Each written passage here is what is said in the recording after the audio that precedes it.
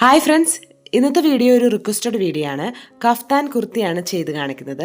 അതിനുവേണ്ടി ഞാനിവിടെ എടുത്തിരിക്കുന്നത് ഒരു ഷോളാണ്. ഷോള് ഒരു ക്രഷ്ഡ് ടൈപ്പ് മെറ്റീരിയലാണ്. വളരെ നൈസായ ഒരു ക്ലോത്ത് ആയതുകൊണ്ട് ഞാനിതിൽ ലൈനിങ് കൂടി ആഡ് ചെയ്യുന്നുണ്ട്. അപ്പോൾ ലൈനിങ് എൻ്റെ കയ്യിലുണ്ടായിരുന്ന ഒരു പോളിസ്റ്ററിൻ്റെ ഒരു ക്ലോത്താണ്. അപ്പോൾ ഇതെങ്ങനെയാണ് ചെയ്യാമെന്ന് നോക്കാം. ആദ്യം നമ്മൾ വീതിയുടെ ഭാഗത്തേക്ക് ഒരു പ്രാവശ്യം ഒന്ന് മടക്കിയിട്ടിട്ടുണ്ട്. അതിനുശേഷം നീളത്തിൽ ഒരു പ്രാവശ്യം കൂടി മടക്കിയെടുക്കുക. നമ്മൾ സാധാരണ കുർത്തിക്ക് മടക്കിയെടുക്കുന്ന പോലെ തന്നെ ഇതുപോലെ മടക്കിയെടുത്തിട്ടുണ്ട്. നമ്മുടെ സൈഡിലാണ് ഫോൾഡഡ് സൈഡ്, ഇപ്പുറത്തെ സൈഡ് 4 ഓപ്പൺ സൈഡാണ് വരുന്നത്. എനിക്കിവിടെ ലെങ്ത്ത് വരുന്നത് 42 ഇഞ്ചാണ്. ആ ഫുൾ ലെങ്ത്ത് തന്നെയാണ് ഞാനിവിടെ എടുക്കുന്നത്. അപ്പോൾ താഴെ ഇവിടെ മടക്കി ഇതിൽ സ്റ്റിച്ച് ചെയ്തിട്ടുണ്ട് ഈ ഷോളിൽ തന്നെ. അപ്പോൾ എക്സ്ട്രാ നമുക്ക് തയ്യൽ തുമ്പിൻ്റെ ആവശ്യം വരുന്നില്ല. നിങ്ങൾക്ക് തയ്യൽ തുമ്പ് എടുക്കണമെങ്കിൽ 1 ഇഞ്ച് നമ്മൾ കൂട്ടി എടുക്കുക. ആദ്യം തന്നെ നമ്മൾ ഷോൾഡർ മാർക്ക് ചെയ്യുക. ഷോൾഡർ ഇവിടെ 6.25 ഇഞ്ചാണ്. അത് നമ്മൾ മാർക്ക് ചെയ്ത് കൊടുക്കുകയാണ്. അത് നമുക്ക് ജസ്റ്റ് ഒന്ന് അറിയാൻ വേണ്ടി മാത്രമാണ് നമ്മളിവിടെ ഷോൾഡർ മാർക്ക് ചെയ്യുന്നത്. നമ്മൾ ഈ ക്ലോത്ത് നല്ല വശത്ത് ഇട്ട് തന്നെ മാർക്ക് ചെയ്യണം. നമ്മൾ സ്റ്റിച്ച് ചെയ്യുന്നത് നല്ല വശത്താണ്, അതുകൊണ്ട് നമ്മൾ നല്ല വശത്ത് തന്നെ ഇട്ട് മാർക്ക് ചെയ്യുക. ഇനി ആ ഷോൾഡർ എടുത്ത ഭാഗത്തു നിന്ന് താഴേക്ക് ആം ഹോൾ മാർക്ക് ചെയ്യുക 7 ഇഞ്ച്. അത് ഞാനിവിടെ മാർക്ക് ചെയ്ത് ഒരു ലൈൻ വരച്ചു. ഇനി ചെസ്റ്റ് വിഡ്ത്ത് നമ്മൾ മാർക്ക് ചെയ്യണം. നമുക്ക് 40 സൈസാണ്. 40 നമ്മൾ 4 കൊണ്ട് ഡിവൈഡ് ചെയ്യുമ്പോൾ 10 ഇഞ്ച്. അപ്പോൾ നമ്മളിവിടെ 10 ഇഞ്ച് മാർക്ക് ചെയ്തു. വേറെ തയ്യൽ തുമ്പൊന്നും നമുക്കിവിടെ മാർക്ക് ചെയ്യേണ്ട ആവശ്യമില്ല. ഇനി നമ്മൾ മുകളിൽ നിന്ന് ടേപ്പ് പിടിച്ച് വേസ്റ്റിൻ്റെ ലെങ്ത്ത് 15 ഇഞ്ച് മാർക്ക് ചെയ്യുക. താഴെ സ്ലിറ്റിൻ്റെ ലെങ്ത്ത് 21 ഇഞ്ച് നമ്മൾ മാർക്ക് ചെയ്തെടുക്കുക. വേസ്റ്റിൻ്റെ ലെങ്ത്ത് എടുത്ത ഭാഗത്ത് നിന്ന് വേസ്റ്റിൻ്റെ വിഡ്ത്ത് മാർക്ക് ചെയ്യുക 9 ഇഞ്ച്. അത് നമ്മളിവിടെ മാർക്ക് ചെയ്ത് കൊടുക്കുക. ഇനി താഴെ സ്ലിറ്റിൻ്റെ ലെങ്ത്ത് എടുത്ത ഭാഗത്തു നിന്ന് സ്ലിറ്റിൻ്റെ വിഡ്ത്ത് മാർക്ക് ചെയ്യുക 10.5 ഇഞ്ച്. ഈ 3 മാർക്കിങ്ങും ചെയ്തതിന് ശേഷം നമ്മളിത് ഒരുമിച്ച് യോജിപ്പിച്ച് വരച്ചെടുക്കുക. അപ്പോൾ ഇതുപോലെ യോജിപ്പിച്ച് ഞാൻ വരച്ചെടുത്തു. ഇനി നമ്മൾ താഴേക്ക് നമ്മളിത് സ്ട്രെയിറ്റ് ആയിട്ടോ ചെരിച്ചോ നമുക്ക് ഇഷ്ടമുള്ള രീതിയിൽ നമ്മൾ വരച്ചെടുക്കുക. അപ്പോൾ ഞാനിതുപോലെ വരച്ചെടുത്തിട്ടുണ്ട്.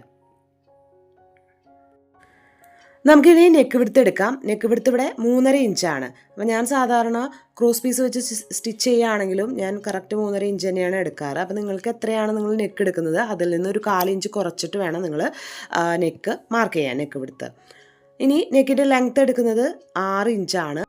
നമുക്കിനി ഒരു ബോക്സ് ഷേപ്പ് വരച്ചെടുത്ത് നമ്മളിവിടെ ഒരു യൂനെക്കാണ് ചെയ്തെടുക്കുന്നത്. നമുക്കിവിടെ തന്നെ ബാക്ക് നെക്ക് മാർക്ക് ചെയ്യാം. ബാക്ക് നെക്കിൻ്റെ ലെങ്ത്ത് വരുന്നത് 4 ഇഞ്ചാണ്. ഞാൻ 4 ഇഞ്ച് ഇതുപോലെ ഒരു ബോക്സ് ഷേപ്പ് വരച്ച് അത് നമ്മളൊരു യൂനെക്കാണ് ഇവിടെ ചെയ്തെടുക്കുന്നത്. മാർക്കിങ് കഴിഞ്ഞിട്ടുണ്ട്. ഇനി നമുക്ക് കട്ട് ചെയ്ത് മാറ്റാനുള്ളത് നെക്കിൻ്റെ ഭാഗം മാത്രമാണ്. നമുക്ക് ആദ്യം തന്നെ ബാക്ക് നെക്ക് ഇവിടെ ഞാൻ കട്ട് ചെയ്ത് മാറ്റി. ഇനി നമുക്ക് ബാക്കിലെ പീസ്, താഴത്തെ പീസ് മാറ്റി വെച്ചതിന് ശേഷം ഫ്രണ്ടിലെ നെക്ക് നമ്മളിവിടെ കട്ട് ചെയ്ത് മാറ്റാം. അപ്പോൾ നമ്മുടെ കട്ടിങ് ഇവിടെ കഴിഞ്ഞിട്ടുണ്ട്. ഇത്രയും കട്ടിങ് നമുക്കിതിൽ ഉള്ളൂ. അപ്പോൾ നമ്മുടെ മാർക്കിംഗ് ആണ് ഈ കാണുന്നത്. ആദ്യം നമ്മൾ നെക്ക് കട്ട് ചെയ്തിട്ടുണ്ട്.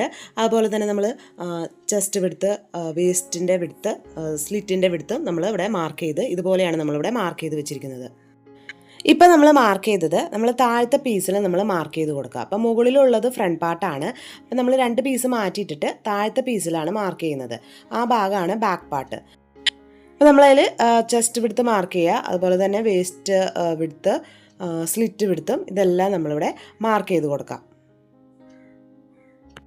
താഴത്തെ ഭാഗത്തേക്കും ഇതുപോലെ നമ്മളിവിടെ മാർക്ക് ചെയ്തെടുക്കാം. നമ്മളിത് നല്ല വശത്തിട്ടിട്ടാണ് സ്റ്റിച്ച് ചെയ്യുന്നത്, അതുകൊണ്ടാണ് നമ്മളിതുപോലെ മാർക്ക് ചെയ്തെടുക്കുന്നത്. ഇനി താഴത്തെ ആ സൈഡിൽ താഴത്തെ ഭാഗം തൂങ്ങി വരാതിരിക്കാൻ വേണ്ടിയിട്ട് നമുക്ക് 1 ഇഞ്ച് മുകളിലേക്ക് മാർക്ക് ചെയ്ത് നമുക്ക് കട്ട് ചെയ്തെടുക്കാം. ഞാനിതിൽ കട്ട് ചെയ്യുന്നില്ല, താഴെ ഇവിടെ മടക്കി സ്റ്റിച്ച് ചെയ്തുകൊണ്ടാണ് ഞാൻ കട്ട് ചെയ്യാത്തത്. ഇനി നമ്മുടെ ലൈനിങ് പീസ് ഞാനിവിടെ നേരത്തെ മടക്കിയിട്ട പോലെ തന്നെ 4 ആക്കി ഞാനിവിടെ മടക്കി ഇട്ട് കൊടുത്തിട്ടുണ്ട്. ഇനി നമുക്ക് ഇതിൻ്റെ മുകളിലേക്ക് നമ്മൾ കട്ട് ചെയ്ത് വെച്ചിരിക്കുന്ന ആ മെയിൻ ക്ലോത്ത് ഞാനൊന്ന് ജസ്റ്റ് ഒന്ന് ആ നെക്കിൻ്റെ ഭാഗം ഒന്ന് മാർക്ക് ചെയ്തെടുക്കുകയാണ്. ജസ്റ്റ് നമ്മൾ ബാക്ക് പാർട്ട് ഒന്ന് മാർക്ക് ചെയ്തു. അതുപോലെ തന്നെ ആ പീസ് മാറ്റിയിട്ടിട്ട് ഫ്രണ്ട് പാർട്ട് ഞാനിവിടെ മാർക്ക് ചെയ്തെടുത്തു. അപ്പോൾ ഒരു സൈഡ് വശത്ത് മാത്രമാണ് ഞാൻ മാർക്ക് ചെയ്തത്. അപ്പോൾ താഴത്തെ ഭാഗത്തേക്കും ഒന്നൊന്ന് മാർക്ക് ചെയ്ത് എടുക്കാം. ഇനി നമുക്ക് സെൻറ്ററിൽ ഒരു ചെറിയ കട്ടിങ്ങും ഇട്ട് കൊടുക്കണം. ഞാൻ ലൈനിങ് ക്ലോത്ത് വെച്ചിട്ടാണ് നെക്ക് സ്റ്റിച്ച് ചെയ്യുന്നത്. അപ്പോൾ ലൈനിങ് ക്ലോത്ത് ഞാനിവിടെ നിവർത്തിയിട്ടിട്ടുണ്ട്. അപ്പോൾ സെൻറ്ററിൽ നമ്മളൊരു കട്ടിങ് ഇട്ട് കൊടുത്തിട്ടുണ്ടായിരുന്നു, അതാണ് അവിടെ കാണുന്നത്. നമ്മൾ ചീത്ത സൈഡാണ് ലൈനിങ്ങിൻ്റെ നിവർത്തിയിട്ടിരിക്കുന്നത്. ഇതിൻ്റെ മുകളിലേക്കാണ് നമ്മൾ മെയിൻ ക്ലോത്തിൻ്റെ നല്ല വശം ചേർത്താണ് വെച്ചിരിക്കുന്നത്.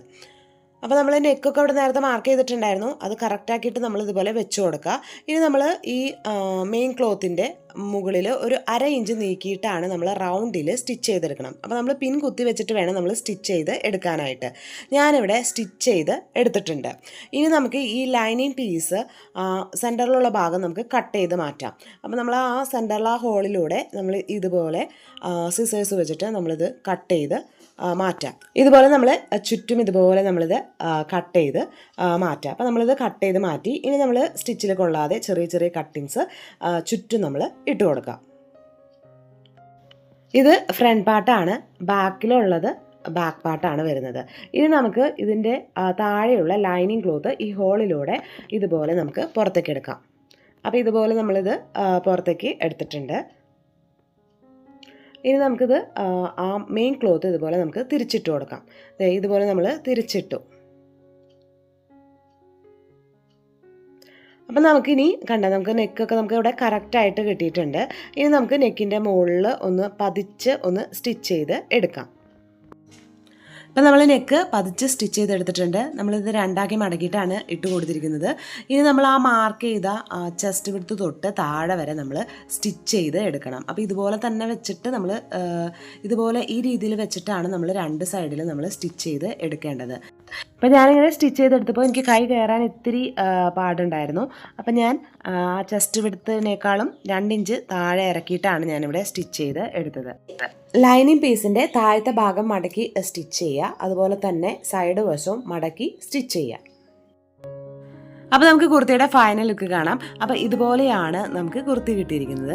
ഒരു പഴയ ഷോളും ഒരു 5 മിനിറ്റ് മതി നമുക്ക് ഇതുപോലെ ഒരു കഫ്താൻ സ്റ്റിച്ച് ചെയ്തെടുക്കാൻ.